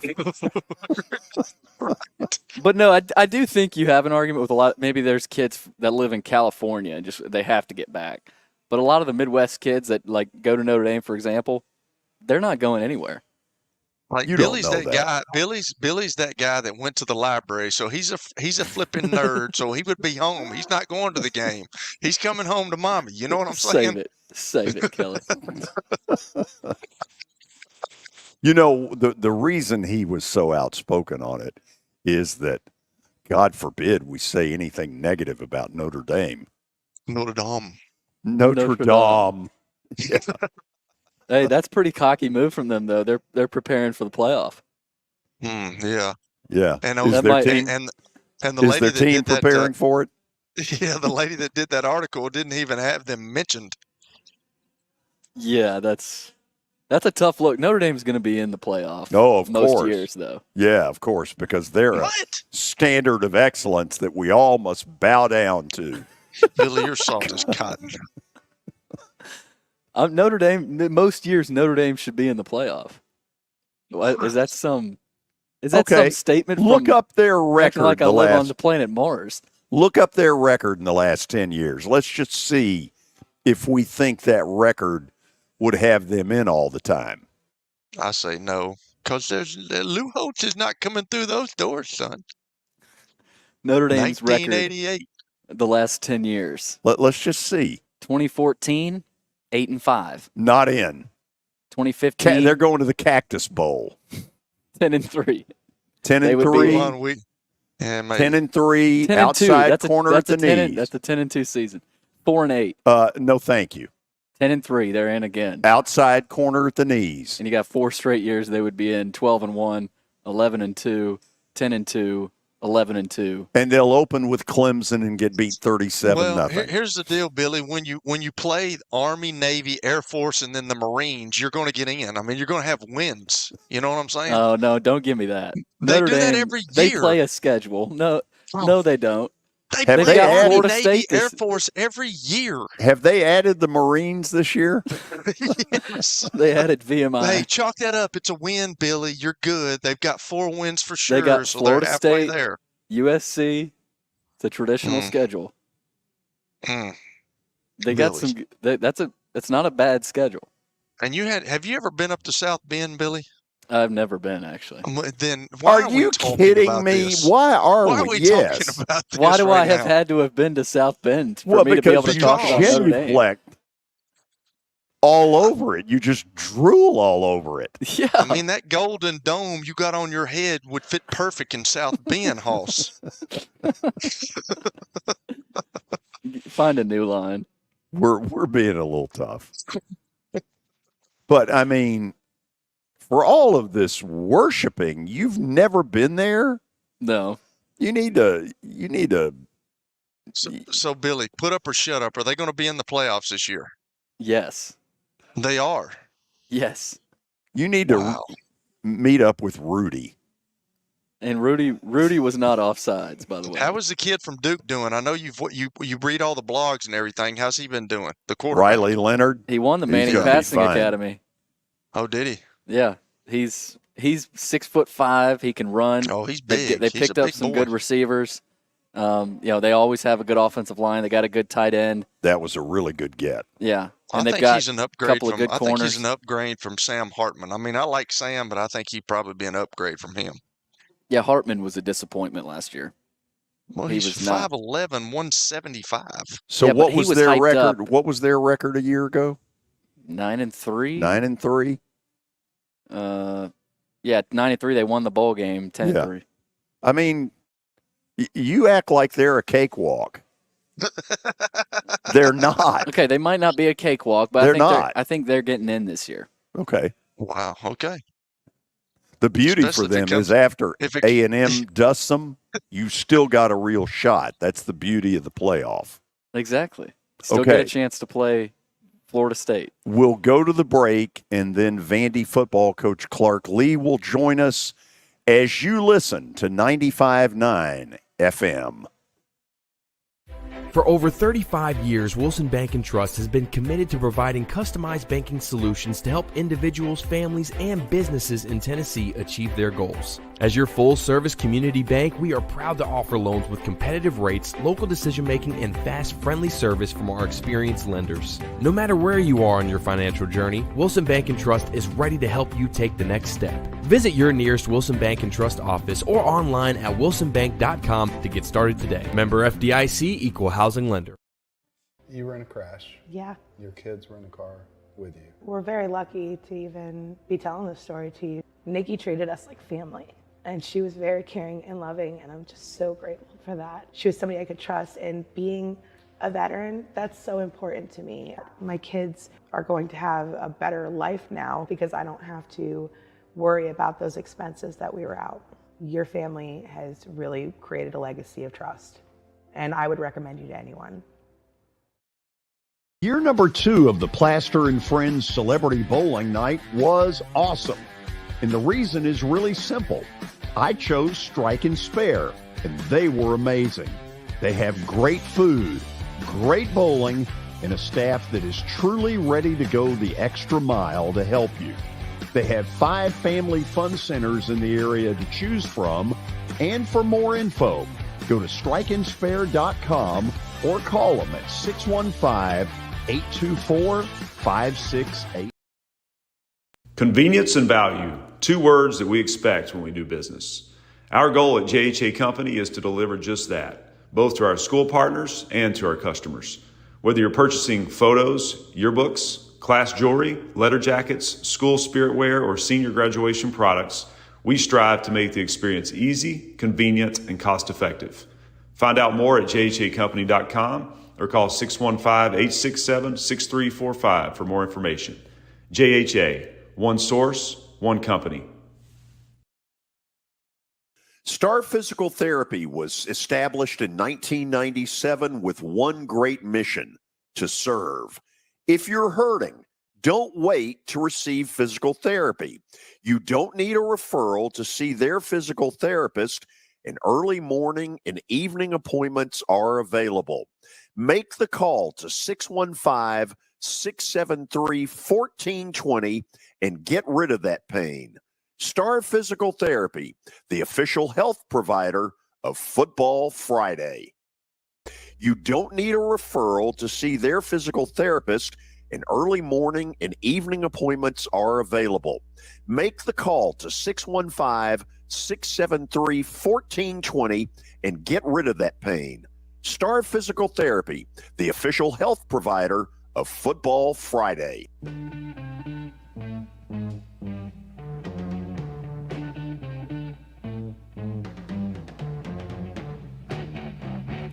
Okay, Clark Lee will join us in about a minute and a half, give or take. Kelly, we sure about Notre Dame? No, I'm not. Are you? Oh, good Lord, no. I mean, I don't know what Billy's talking about. I mean, Why I know is it? he loves. Why I is just it? don't think that. I don't know. I mean, they may. I mean, because I think they have got the Riley Leonard kid is an upgrade from what they had. I don't know. You may be right because he's pretty good, Billy. I don't know. I just hadn't when I'm thinking about the 12-team playoff. I'm not even when I was doing it the other day. It never even crossed my mind. Sorry. Never been. I mean, Never. Notre Dame could easily go 10-2 this year. If we get Clark to get you a ticket, will you go up there? Yes. Wow. So that's how we're going to have to start this. Billy, Clark, what's their can you schedule? get Billy Do you have their schedule? What's their schedule? Let me look at it. They open with Texas A&M. Okay. And then where do they go? Northern Illinois. Then they got to play. Oh, okay. There you go. And then at Purdue. That'll be big. Oh, there you go. And then Miami at home. Miami of Ohio. Oh, there's another one. Tough one. Louisville at home. They'll beat Louisville. That won't be Okay. easy. You may be right, dog. All right. Stanford at home. That's a win. Georgia Tech in Atlanta. Won't be easy. No, it won't be easy. Navy at MetLife Stadium. That's a win. That's a win. Florida State at home at night. That's the game. Be a good game. Yeah. Virginia at home. Look, let's be honest. What they get is the benefit of tough game, cream puff. Tough game, cream puff.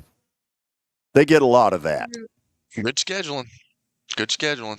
Leverage. You can't hate. Yeah, you can't hate them for that, George. Peacock Network. I mean, yeah. Can you really blame Notre Dame? At this point? Absolutely not. No. No, but when they added the Marines to the schedule, Yeah. I mean, enough. That's overboard. That's overboard, Billy. They may. With you saying that, they could go to the playoffs. I don't know. Absolutely. I see two potential losses: Florida State and A&M. That's how I look at it. USC. Would you admit it's not an overly difficult schedule? No, it's not, but that's why I think they get into the playoff. Okay. That's fair enough. Yeah. But you're going to have some other teams with 2 losses, and strength of schedule is going to come into play. So Northern Illinois and Miami of Ohio and all that's not working. Obviously, you go 11-1. I think they're a lock. 10-2. You're battling with some other teams there to get in due to your strength of schedule, I think. Did you all see, we're kind of in a little bit of a holding pattern here. Did I see well, I tell you what, I think he's here, so let's bring him up here. Vanderbilt football coach Clark Lee on the line with us. Clark, we have just uncovered something we need your help on. So Billy has been spouting off as long as I've known him about Notre Dame. Okay. And Kelly asked him a simple question. You ever been up there? No. No.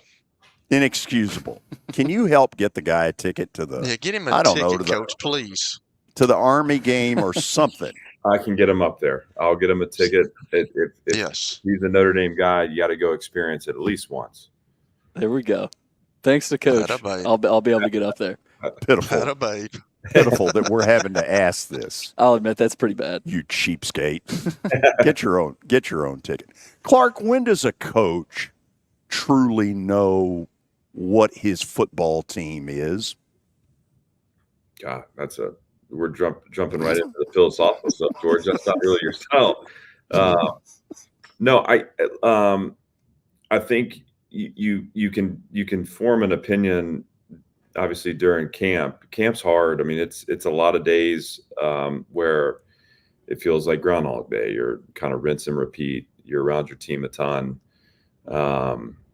Sometimes you can get blinded by just the repetition of it. You see yourself, verse yourself a lot. And so I think the competition we're seeing in our practices this year is closer to the speed and the physical aspects of the game that we'll see on Saturdays. I think our programs evolve that way, and that's measurable.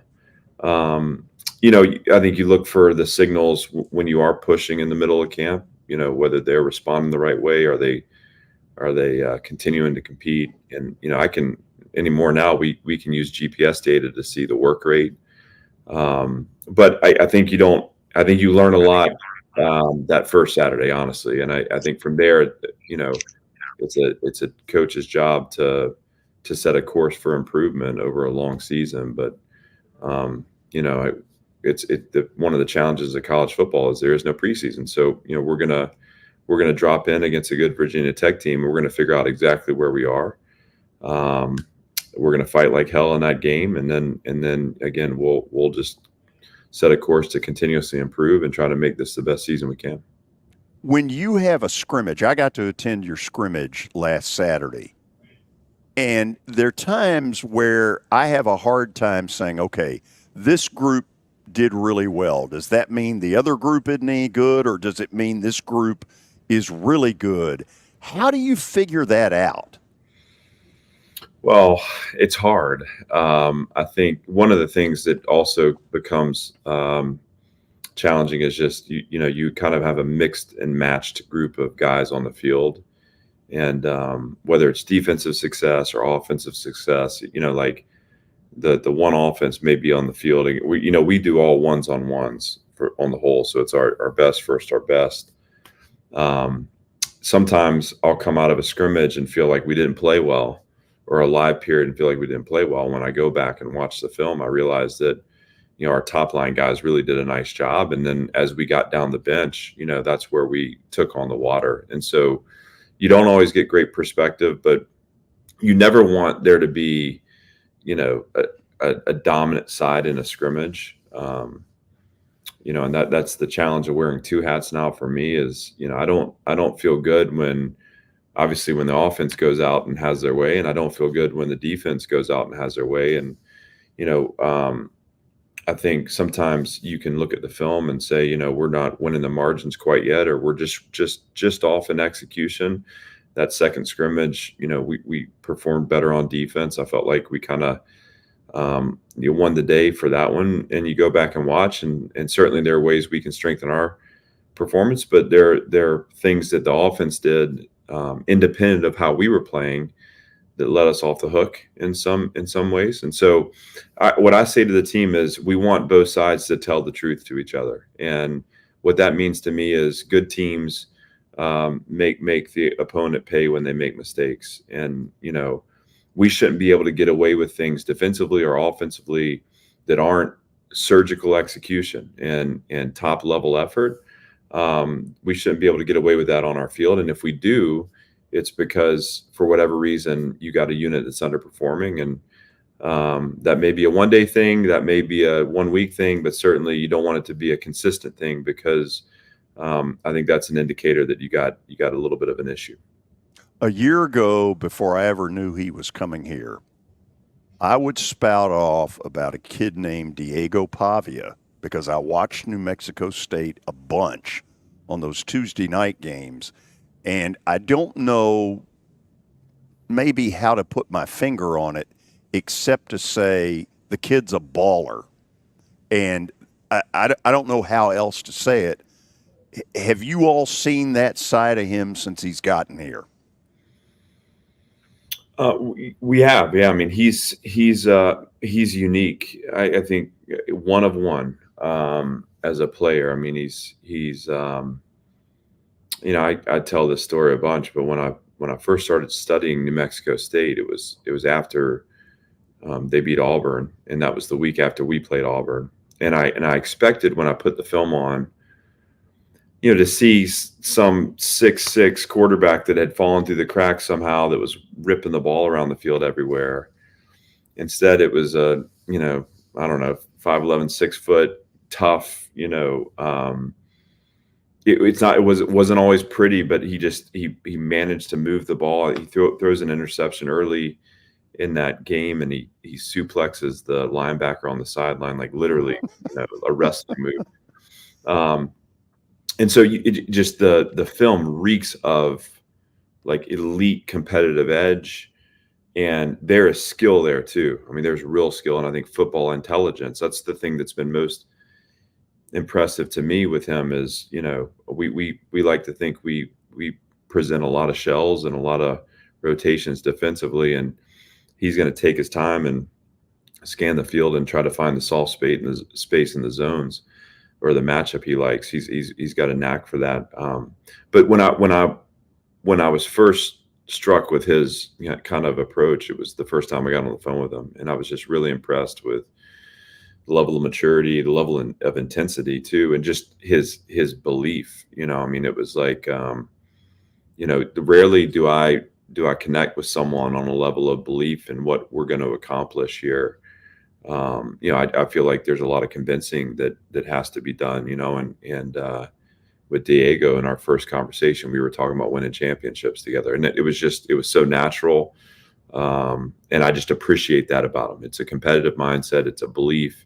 He steps into it every day. The guys respond to it, and it's impressive. He's got some Whit Taylor in him. That's right. That's the one I've decided on. Now you're going to get better questions. Here's Kelly Holcomb. All right, Kelly. I don't know, Coach. How you doing? I'm good. How are you? How's fall camp, man? It's well? Yeah, it is. You know, we're kind of into the 20-hour week now, so but we're also getting into game week prep. So I'm my days have gotten longer, but we had a good camp and you know, made it out relatively healthy, which is always the goal. And we had our first kind of Virginia Tech prep day today, and I was impressed with how the team took the field and the spirit and energy they brought. So we've had a good start, and we just got to build on it. How when you said the 20-hour week, how hard is it to get everything in 20 hours? That's you know, because when I was in college, we didn't have that rule. I mean, we were football, and then more football, and now it's 20 hours. Like how hard is it to get stuff in 20 hours? I mean, setting the schedule it's the silliest of kind of practice where you're looking for every possible margin you can, and we schedule it right up to 20. Now, I mean, our guys right now are you know in the meeting rooms watching film on their own. Sometimes they'll come back and watch with the coaches. So they you know, inevitably there's extra preparation that takes place, but it's certainly a challenge squeezing everything we need to get done into 20 hours. So every year, I was thinking about this today because I knew you were coming on, but every year there's always a surprise. I mean, when I played in the NFL, there was always guys that make the team that's a surprise. There's guys that were injured that you didn't really know much about. Give us some examples of some surprises that you've had this fall camp.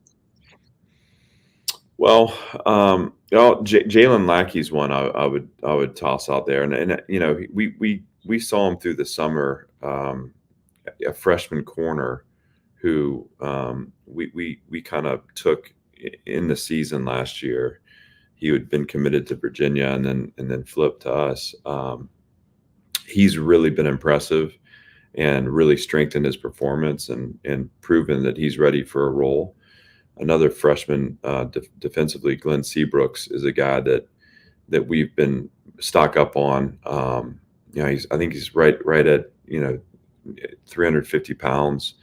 And so you're starting to talk about some size inside that, you know, those guys are hard to move. But to watch a freshman play with pad level, he's got length. That's been really cool to see. You know, offensively, we've really taken to our young receiver skill. I mean, I think those guys, we've got some freshmen that have come in and done a nice job. And then I think offensively too, it's just been the development of all the parts and pieces. I mean, we had a couple of talented receivers a year ago that didn't quite have the role they wanted, or, you know, Quincy was just a little inconsistent in his performance. Junior Sherrill, local kid who really came onto the scene last year. Watching those guys' growth and their development. And I'd throw Seti Alexander and AJ Newberry into that mix too. I think, you know, those aren't surprises, but what's neat to me is to see the growth and development for those, especially the young players who are now a year in the program. And, you know, I guess like 6 or 7 months in our strength and conditioning program, to see the strides they've made and to see it show up on the field has been really cool. Okay, so my last question is, you've already talked about Diego Pavia. You brought his coach. How big of a hire was Jerry Kill for you to get? I mean, he's been a head coach. You know, you're always learning as a coach. You're always learning as a player. But, like, what has he helped you with, and how big of a hire was that for you?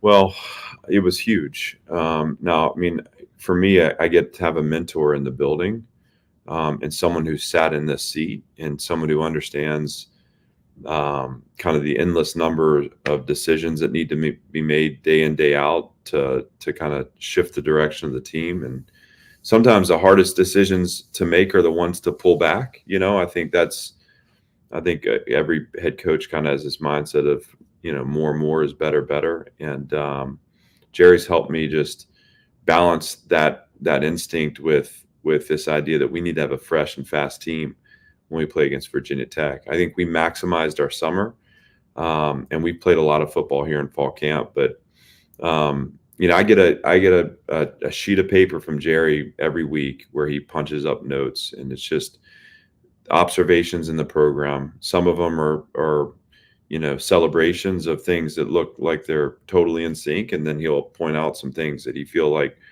aren't quite aligned or where I need to put my attention.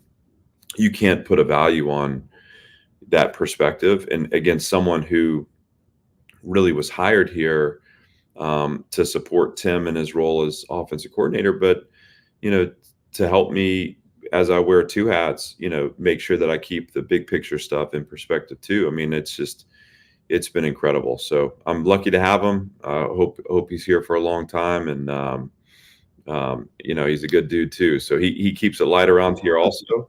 And it makes me feel young. I feel young again. I got Jerry around. Coach, I'll be in touch about the South Bend trip, by the way. Just stay tuned. Last thing, talk about this defense. You've taken over as the defensive coordinator. What have you seen throughout fall camp that gets you excited to see this group and let fans watch this group too? What can we expect from this defense that will be yours, along with, of course, the other staffers in that room? Yeah, I'm proud of the work we put in. I think we're going to be multiple in the way we attack the opponent. And, I say the word attack intentionally. We want to position our defenders to play assertively and to play aggressively. I think too often on defense in college football, you kind of get on your heels and you become reactionary. And so, we have to be really smart in how we design around the strengths of the unit. And so it's kind of, we say internally, it's 50% what we play and 50% how we play it. We've spent, pretty much every day we've been together in a meeting setting.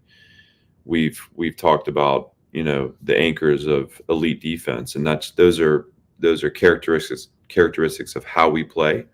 So, for example, like ball disruption or block destruction, how you suffocate the ball, how you contest space, how you communicate. Those are our 5 anchors of elite defense. And so what we do is we put up the previous day's work and we show how those anchors are showing up or not showing up on our field. We support that film with examples from NFL games where you're teaching them how to play, right? We spend a lot of time on what to play, but how to play the game and wanting to be really proud of how those anchors show up in our performance. So from a fan's perspective, you should see a tough physical team that's been trained to contest space and to execute within structure, but also to win at the point of attack and to swarm the ball. And I'm excited. The way I see it as a coach, I'm relegated to the sideline. I'll call a play. Sometimes it'll be a good call and sometimes it'll be a bad call. And I'm sure George can tell me all about that. But I'm just kidding, George. I don't mean to do that to you, man. That was a good line. I'll say this. My dad will be able to tell me whether it was good or bad. How about that? See, okay. Now that's what I was about to say was, thank you for coming on. But most importantly, how is Dad doing? Well, let me finish this thought to say my job and what I'm trying to do is to create problem solvers on the field. And you can solve problems by getting into a different call. But I really believe in my heart of hearts, it's making sure they see the game the right way from a tactical standpoint, but making sure they play the game the right way from a physical standpoint. And that combines, I mean, to me, and again, Kelly, I'm the defensive guy, but there's nothing more fun than to watch a defense that plays together, plays hard, and plays physically. I mean, it's just a beautiful thing to see, and we hope that we can inspire some people to get in the stands and watch us compete. Kelly, we are late, or I'd ask more about Dad. Thank you for coming on. You tell Dad we said hello. I'm sure he's watching. So hello, Dad. And, have you had him on yet? No, but I'd like to. You need to prepare for like 12 hours if you're going to. Listen, you invite him out to the Fordyce Center in Bellevue, and by golly, we will have him on. By the way, it's, C3 is going to be, it's about hockey season for him. So we're going to be. There you go. We'll be out at the Ice Center a little bit. At least Allison will. Hey, get ready. They're going to be good this year. Uh-huh. That's great. Good to be with you guys. Talk to you. Brother. Good luck Thanks, week from Saturday. Thanks. We'll see y'all. I know we're late, because we've got Braves baseball a tad bit early because they're on Fox. I have no idea if we've got time to do the Plaster Bet of the Day. If not, you're better off for it. Stay tuned.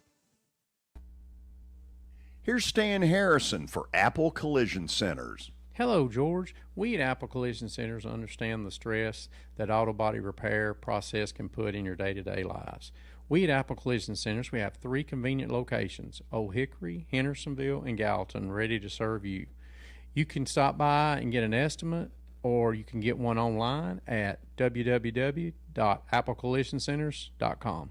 You were in a crash. Yeah. Your kids were in the car with you. We're very lucky to even be telling this story to you. Nikki treated us like family, and she was very caring and loving, and I'm just so grateful for that. She was somebody I could trust, and being a veteran, that's so important to me. My kids are going to have a better life now because I don't have to worry about those expenses that we were out.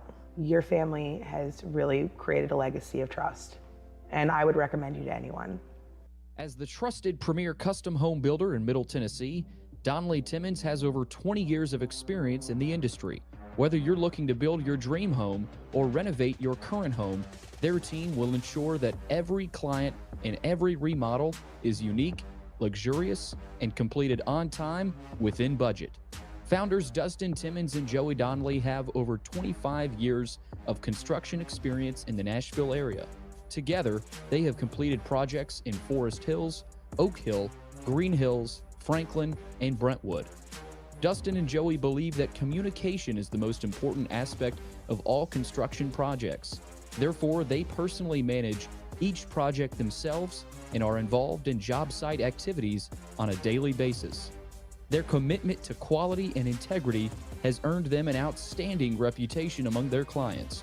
Contact them to set an appointment for a free consultation or to view some of their completed projects. Give them a call at 615-456-7983 or log on to DonnellyTimmons.com. When the arena lights dim for a concert, or when the crowd becomes one at a big game, you can almost feel like you're the biggest fan. But who's your biggest fan? It's the person that will get you home safely after a night of drinking. It's the person who looks out for your life to make sure you leave the stadium with someone sober. This could be a designated driver or someone who offers to get you a ride share. Because in Tennessee, fans don't let fans drive drunk. Brought to you by the Tennessee Highway Safety Office, a division of the Tennessee Department of Safety and Homeland Security. For over 35 years, Wilson Bank & Trust has been committed to providing customized banking solutions to help individuals, families, and businesses in Tennessee achieve their goals. As your full-service community bank, we are proud to offer loans with competitive rates, local decision-making, and fast, friendly service from our experienced lenders. No matter where you are on your financial journey, Wilson Bank & Trust is ready to help you take the next step. Visit your nearest Wilson Bank & Trust office or online at wilsonbank.com to get started today. Member FDIC, Equal Housing Lender. Venture Express has been helping people in this area for more than 40 years. They're headquartered in Murfreesboro with over 30 years of dedicated fleets involving production, manufacturing, and corrugated experiences. They're an asset-based company with over 700 tractors, 4,000 trailers, and 800 drivers. If you need their help, dial them up 615-793-9500 or log on to ventureexpress.com. Timmy, everybody. Great job. Next up for our 5th grade class recital, we have Samantha. 10 times better performance can make a big difference. Castrol Edge Motor Oil gives your engine 10 times better high-stress performance. Castrol Edge, better oil for maximum performance. Now through December 28th, Castrol Edge and Edge High Mileage Motor Oil are on rollback at Walmart.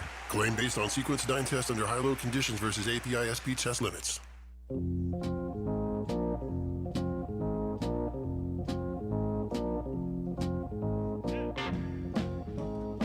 Braves baseball coming up. Game 3 against the Phillies. We could use a 3-run homer if anybody wonders. Anybody Jorge Soler, gone. Soler. That's what we need. Soler power. We'll see what the Braves do tonight. Big one for Atlanta. We'll see where George is going with Plaster's Bet of the Day, brought to you by Bart Durham Injury Law. Give him a call, 615-242-9000, or log on to bartdurham.com. All right, let's see what happened last night. And Kelly, back in the loss column. I told you he was getting a little cocky yesterday, Billy. A little bit. Nice attitude. Well, it's true. I love Yeah, it when you might lose, be right. too. I'll be honest. I mean, love it when you lose. Yeah, if I don't sell it, who's gonna? You I certainly know, aren't. Yeah, because we don't want you to win, George. And you figured that out in 2 years? No, I know you don't. Exactly. Billy don't either. He just got but he's got to be a little beside you. more. Yeah, he's got to be a little more, a little more creative about it. So tonight, 2 plays, I think. Yeah. There's the first one. Bengals. We're taking the Bengals at home plus 6.5. When you get the home team in a fairly big spread, right now, at least in preseason, too many scenarios where teams are having to settle for field goals. So that 6.5 becomes really nice. Bengals may not win outright, but I think they cover. Spencer Wellenbach. On the bump? And he's been pretty darn good. He is a piece of their future that nobody saw coming. But you can pencil him in. This kid's got some moxie. Year and a half ago, he was a shortstop at Nebraska. Think about that. With an occasional relief appearance. And now he's a big league starter who is getting people out. He's getting it done. He is getting Nebraska it done. has a baseball team? I didn't know. I thought that all their they games play. got snowed out. Oh, no, that's Creighton that plays at in Omaha at TD Ameritrade. So back at the station, we're a break short. Don't worry about it. We'll get it down the road. Kelly. Yes, sir. Let me tell you about Clark Lee's dad. First of all, I've known his dad since I was like 19. He was the Sounds team physician. And anybody and everybody who knows him loves him. Yeah. Got this bubbly personality. And a year ago at SEC Media Days, his dad is there, and he's like, I'm not sure Clark wants me here. And I said, you just hide over here with us. Okay, so at the end of Clark's talk to the media, they walk him through, and he comes by us, and all of a sudden he sees his dad and gives me that look like, what the hell's he doing over there? And so I sent him a text. I said, don't you worry about your dad. We're having a great time with him. Love his dad. Awesome. He's awesome. That's awesome. Oh, yeah. Honestly, I'll tell you what, his dad reminds me of my dad. My dad wanted to be around a lot of the broadcast stuff. Every once in a while, it drove me crazy. But I would give anything to share one of those moments with him now. Yeah, I really like his son, too. I really like Clark Lee, man. I hope he's successful, but he's at a tough job. We know that. Oh, my God. I mean, you look at what they desperately need, whether they get a win against Virginia Tech. They need to be able to instill some confidence in the fan base in that opening week that, hey, they're going to be a tough out. Yep. Because they've got a schedule that you look at it and you go, where are the wins coming? Don't know. Yeah, you've got that first game is so important, just like it is most years for everybody. But they need to excite the fan base somehow. I'm gonna tell you though, I think that quarterback is a tough hombre, and I think he's got somebody that'll fight, and I think the team will follow him. I really do. He's a little baller. Mm-hmm. Yep, he Diego Pavia. Okay, Kelly, you've got tomorrow off. We will begin our Football Friday coverage, and imagine this. It will start at Battleground Academy. Shocker. Yes, isn't it, though? Billy, this is what hosting a show gives you the privilege to do. Someday, perhaps after you've gone to a game at Notre Dame, you'll get that opportunity. Kelly, you'll never guess where we are week 2. Father Ryan, shocking. We are. Wow. We are, absolutely are. Out of here. It's unfortunate, George. Nobody knows you at BGA anymore. See you. Kelly, have a good weekend. All of you, see you tomorrow.